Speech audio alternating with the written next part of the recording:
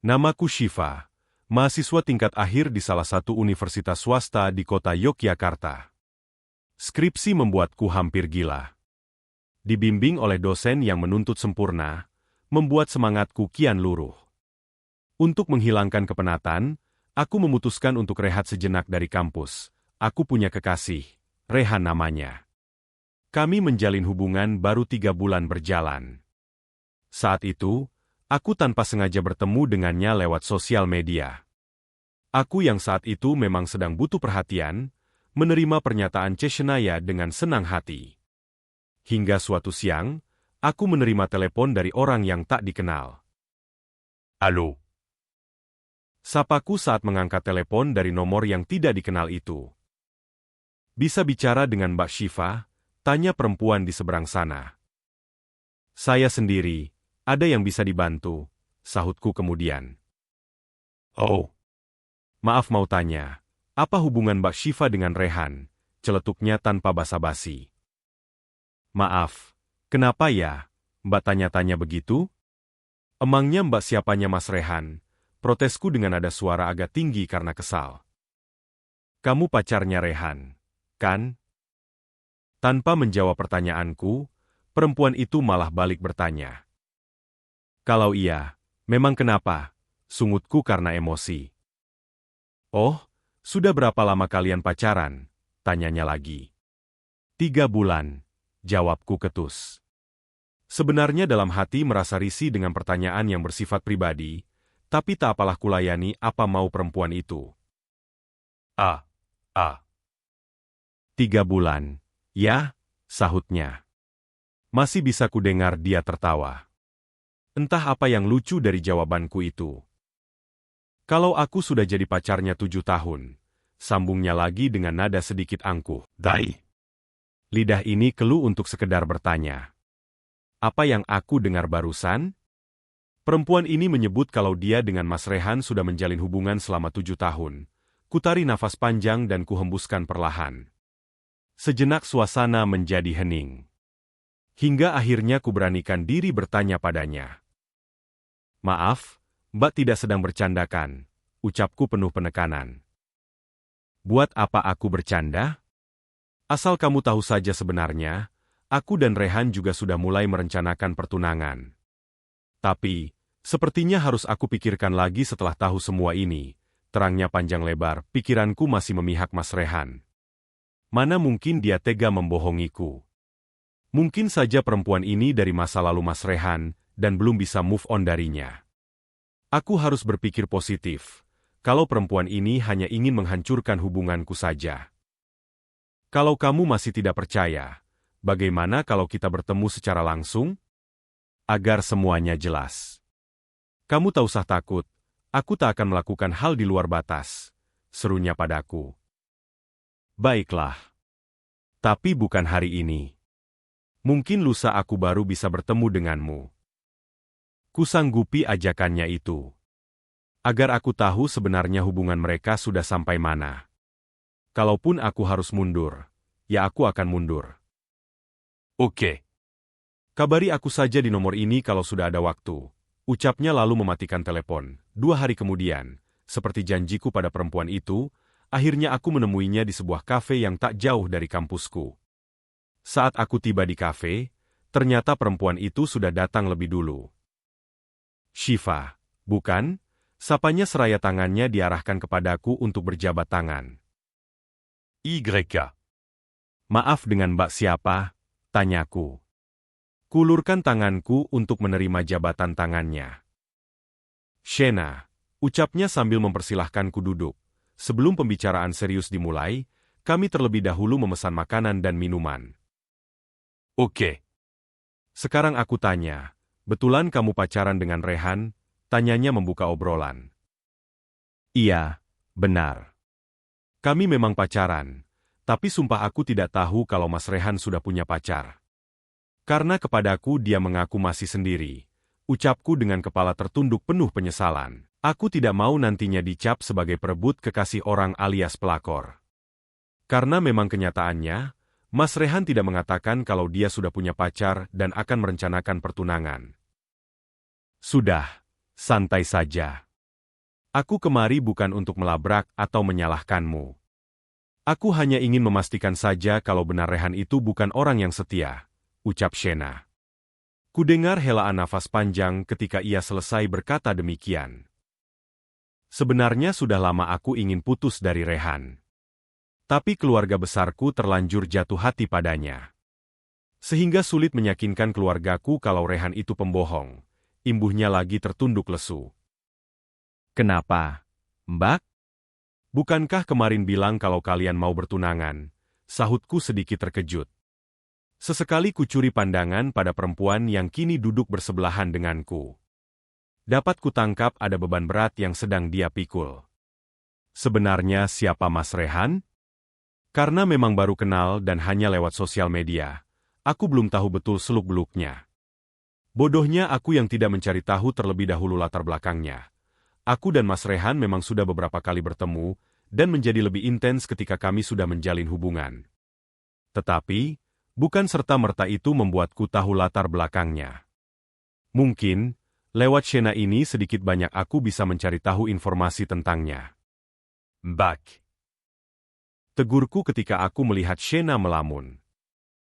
Iya, maaf malah jadi melamun begini, balasnya sedikit kaget karena teguranku. Lalu apalagi tujuanmu ingin bertemu denganku selain memastikan hubunganku dengan Mas Rehan? Tanyaku seraya meneguk minumanku hingga tak bersisa. Kamu tahu siapa Rehan sebenarnya? Tanyanya dengan tatapan tajam ke arahku. Baru saja aku berpikir mencari tahu tentang Mas Rehan lewat dia. Ternyata dia bisa juga menebak apa yang aku pikirkan, batinku dalam hati. Belum sepenuhnya. Adakah hal lain yang sekiranya harus aku ketahui darimu sekarang? Jawabku penasaran, terdengar helaan nafas berat dari perempuan cantik itu. Seperti enggan mengucapkannya. Seketika perasaanku jadi tidak enak, saat melihat perubahan wajah yang ditunjukkan olehnya. Ada. Dan kamu harus tahu itu, karena ini sangat penting. Aku yakin Rehan belum menceritakan ini padamu, balasnya menggebu. Apa itu? Pekikku dengan nada sedikit tinggi. Tanpa kusadari, tatapan pengunjung lain mengarah kepadaku. Dengan tertunduk malu, aku mencoba menarik nafasku dalam-dalam, supaya hati ini sedikit lebih tenang. Rehan itu sebenarnya sudah menikah dan masih dalam tahap bercerai dengan istrinya terdahulu, jelas Shena padaku. Mataku membulat sempurna. Mencoba mencerna apa yang barusan Shena katakan. Tidakkah aku salah mendengar? Apa? Teriakku spontan. Terkejut dan tak percaya dengan apa yang aku dengar barusan. Coba kamu lihat ini. Shena menyodorkan ponselnya padaku. Dia menunjukkan sebuah foto, satu orang perempuan dan satu anak laki-laki. Ini istrinya Mas Rehan? Dan anak laki-laki ini siapa? Tanyaku penasaran. Ini foto istrinya dan anaknya Rehan. Jawabannya yakin. Sungguh membuat hatiku sakit. Betapa bodohnya diriku menerima laki-laki yang belum aku tahu asal-usulnya. Telah kuserahkan semua padanya, tapi kenyataan yang kuterima hari ini, sungguh membuatku merasa hancur. Aku tidak mau ada korban Rehan lagi. Maka dari itu saat aku tahu Rehan ada hubungan denganmu, aku segera mencari tahu. Dan entah bagaimana caranya, nomormu ini tersimpan di emailku. Mungkin tanpa Rehan sadari, dia menyimpannya di sana. Jelasnya panjang lebar. Setelah pertemuan itu, tak henti-hentinya aku menyalahkan diri sendiri dan merutuki kebodohanku. Tipu muslihat seperti apa yang dipakainya, hingga aku mau menyerahkan diriku pada Mas Rehan? Tapi nasi sudah menjadi bubur. Tidak bisa lagi ku kembalikan seperti sedia kala. Aku hanya berharap dia bisa berubah dan setia hanya pada satu wanita. Shena sudah tidak mengharapkan apa-apa dari hubungannya dengan Mas Rehan. Mungkin dengan begitu, Mas Rehan hanya akan fokus pada diriku saja dan mau mempertanggungjawabkan apa yang telah dia lakukan padaku. Masalah dia akan menjadi duda, aku tak akan mempermasalahkannya. Asalkan dia mau tulus menyayangi dan mencintaiku. Hingga tiba saatnya nanti, aku akan tanyakan perihal statusnya itu. Beberapa hari kemudian, pertemuanku dengan Mas Rehan masih seperti biasa. Sebisa mungkin aku tidak menunjukkan gelagat yang akan membuatnya curiga. Siang itu Mas Rehan mengajakku ke sebuah mall. Setiap kali hendak bertemu, kita berangkat sendiri-sendiri. Karena memang rumah kita yang berlawanan arah. Dulu aku merasa tidak keberatan. Untuk seseorang yang aku cintai, pasti apapun itu kulakukan. Tetapi sekarang, terasa ada sedikit perbedaan. Namun segera ku tepis pikiran itu. Jangan sampai nanti saat bertemu, aku hanya membuatnya menjadi tak nyaman. Saat sudah berada di mall, segera kuambil ponselku dan menghubungi Mas Rehan. Tersambung, namun tak juga dia mengangkatnya. Beberapa kali ku coba, tetap saja tidak diangkat. Akhirnya kuputuskan untuk menunggunya di lantai 3. Tempat di mana bioskop berada. Sampai duduk di tempat yang disediakan, aku bisa melihat suasana di lantai dasar mall. Mata ini menyipit kala melihat seorang lelaki mirip Mas Rehan dengan seorang wanita muda nan seksi. Tapi lagi-lagi segera ku tepis pikiran aneh di kepalaku itu. Mungkin dia hanya mirip saja dengan Mas Rehan. Tak mungkin itu Mas Rehan. Ucapku pelan seraya ku coba menghibur diriku sendiri. Saat melamun, tiba-tiba aku dikejutkan dengan getaran ponselku. Segera kuambil dan menjawab panggilan yang ternyata dari Mas Rehan. "Kamu di mana, sayang?" "Aku sudah ada di depan studio bioskop," tanyanya padaku. "Masih di kursi tunggu, Mas. Aku menunggu kabar darimu. Beberapa kali aku telepon tidak diangkat." "Kamu kemana saja?" jawabku sedikit emosi. "Maaf, ya, sayang. Tadi aku sedang antri di toilet, sayang. Cepat kemari." "Aku sudah menunggu di depan studio 1, jelasnya padaku. Ya sudah, aku ke sana, ya." Tanpa menunggu jawabannya, kumatikan telepon dan segera beranjak menuju studio 1. Ketika diriku bertemu dengan Mas Rehan, mataku tak bisa berkedip. Baju dan topi yang dia pakai saat ini, sama dengan pria yang tadi aku lihat di bawah. Berarti dugaanku benar, laki-laki itu adalah Mas Rehan. Lalu siapa perempuan itu? Pikiranku mulai bertanya-tanya tak karuan. Namun aku coba menahannya hingga selesai menonton nanti. Sembari menunggu film dimulai, Mas Rehan tiba-tiba meminjam kartu perdanaku. Entah untuk apa aku juga tidak tahu. Tanpa rasa curiga menyerahkannya padanya setelah kulepas dari ponselku. Kulihat dia memasangkan kartu perdanaku pada ponselnya. Lalu dengan serius mengecek daftar kontak yang tersimpan di dalamnya. Aku sebenarnya penasaran, tapi aku tak memiliki waktu untuk menanyakannya. Karena dia segera mengembalikan kartu perdanaku begitu film dimulai. Selesai menonton film, Mas Rehan mengajakku keliling mall dan membelanjakanku pakaian, tas dan sepatu. Sebenarnya aku tahu maksud dan tujuannya memberikanku semua itu. Bodohnya, aku menerima semuanya dengan mudah dan tak bisa menolak ajakannya untuk singgah di hotel. Walaupun aku tahu kebenaran Mas Rehan kemarin, tetapi entah kenapa aku masih saja mau menerima ajakannya. Hatiku memberontak tapi tubuhnya tak bisa menolak. Aku menangis dalam hati. Kali ini sesak luar biasa yang kurasakan. Tanpa terasa setetes air mataku jatuh begitu saja. Segera ku tepis sebelum dirinya mengetahuinya. Seperti seorang wanita pekerja asusila, dengan bodohnya aku mau menuruti nafsunya hanya karena diberikan sesuatu. Miris sekali. "Nanti kamu pulang sendiri ya, sayang. Aku ada janji bertemu dengan klien di dekat sini," ucapnya tanpa melihatku. Lalu ku jawab dengan anggukan kepala, dalam diam batinku menangis. Sungguh hinanya diri ini. Seperti tak ada harga diri sama sekali.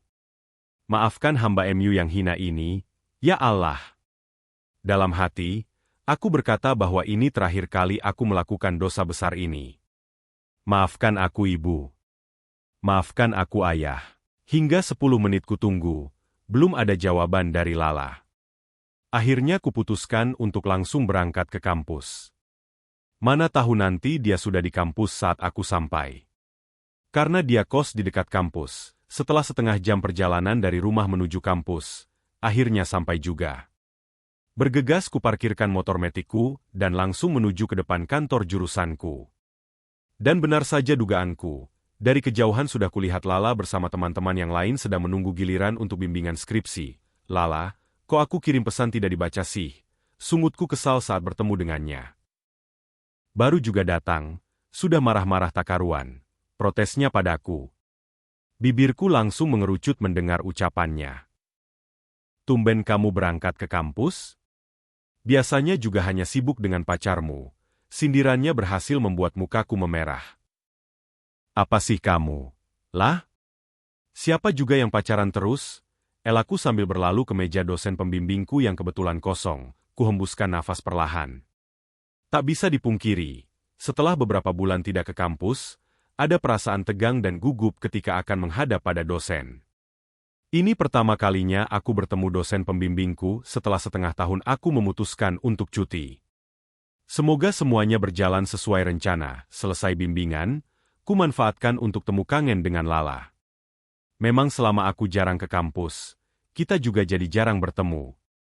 Lala itu teman pertamaku di kampus ini, dan sekarang menjadi sahabatku.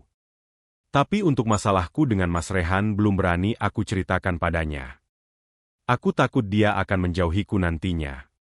Kalau sudah ngobrol berdua dengan Lala, aku jadi tak ingat waktu. Bahkan saat ponselku berdering nyaring saja tak kuhiraukan. Nanti saja aku cek kalau sudah di rumah, begitu pikirku. Namun semakin kuabaikan, semakin sering ponselku berdering. Aku mencoba melirik layar ponsel karena penasaran, dan benar saja, semua panggilan itu dari Mas Rehan. Padahal tadi pagi aku sudah menjelaskan kalau hari ini aku pergi ke kampus.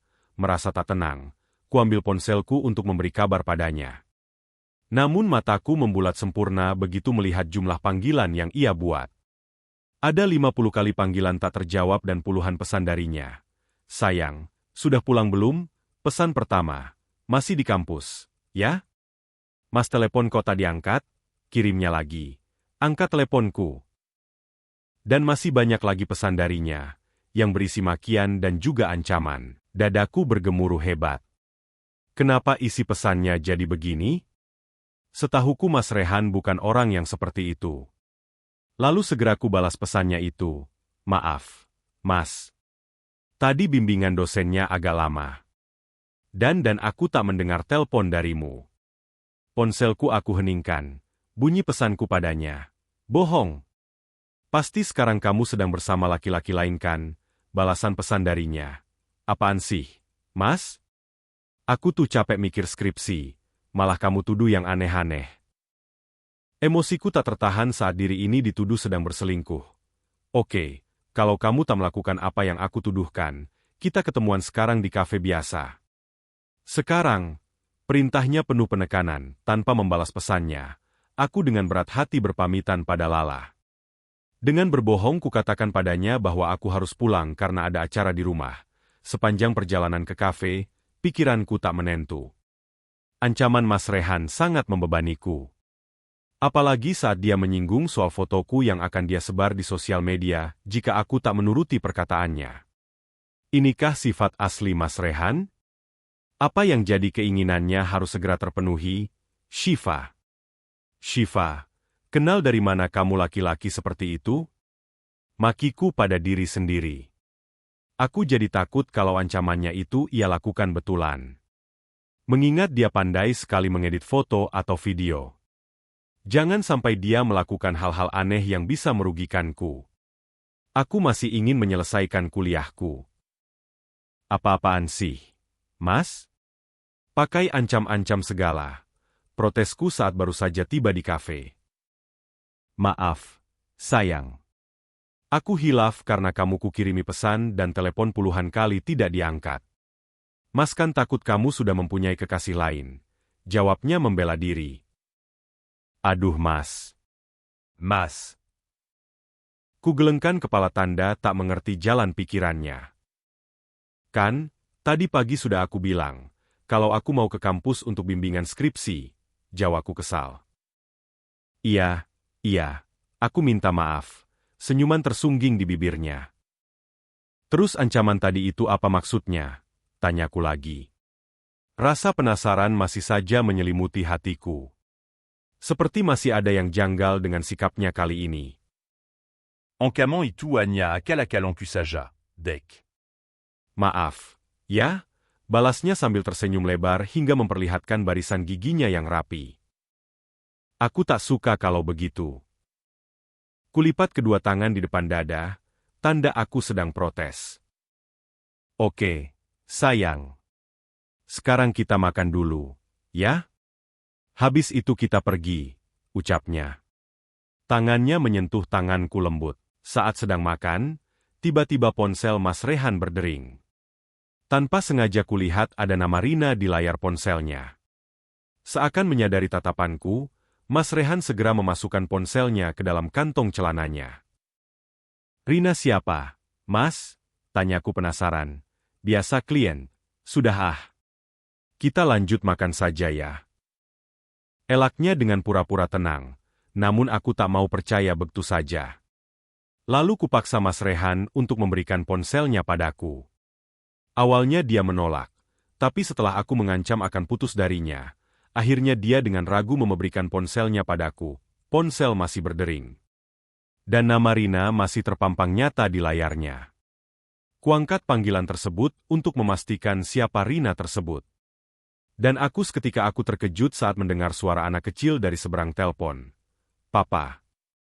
Papa kapan pulang? Aku sama ibu sudah konjan. Ujar anak itu manja, aku masih mematung. Namun segera sadar dan mengubah mode ke loudspeaker. Kulihat Mas Rehan tertunduk lemas saat mendengar suara anaknya di panggilan tersebut. Lalu tak lama kumatikan panggilan itu dan mulai menginterogasinya. Siapa anak itu? Mas? Tanyaku tegas. Aku bisa menjelaskan semuanya, Dek. Dengarkan aku dulu. Jawabnya dengan tatapan penuh harap. Aku capek, Mas. Aku tak perlu mendengarkan penjelasanmu. Aku sudah tahu semuanya. Mulai saat ini kita akhiri saja hubungan tak berarti ini. Ucapku sembari menahan emosi. Jangan, sayang. Aku tak ingin kita putus. Aku mencintaimu. Ucapnya sambil memasang wajah tak berdosa. Cukup.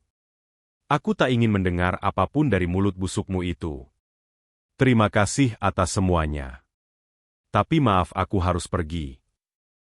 Tegasku seraya pergi meninggalkannya yang masih duduk di kursinya. Dia mencoba menahanku untuk tidak pergi. Bahkan sempat mengancam akan menyebarkan fotoku tanpa busana di sosial media. Namun aku sudah tak peduli. Aku sudah muak dengan semua sikapnya yang sangat manipulatif. Aku tak mau lagi terjerembab di dalam hubungan yang beracun. Aku ingin bertobat dan kembali menjalani hidupku dengan sebaik mungkin. Dari kisah ini kita bisa belajar bahwa sebelum menjalani sebuah hubungan, ada baiknya jika mengenal lebih jauh calon pasangan kita. Jangan serta-merta menjalin hubungan hanya karena rasa suka, apalagi jika sampai memberikan kehormatannya seperti Syifa. Untungnya Syifa diberikan petunjuk dan lebih memilih kembali ke jalan yang benar sebelum semuanya semakin memburuk. Bayangkan jika dia memilih untuk melanjutkan hubungannya dengan alasan cinta. Sudah dipastikan hidupnya akan semakin berantakan. Mengingat sifat Rehan yang suka mengancam dan tak cukup dengan satu wanita saja. Bagaimana menurut kalian? Tulis pendapat kalian di kolom komentar ya.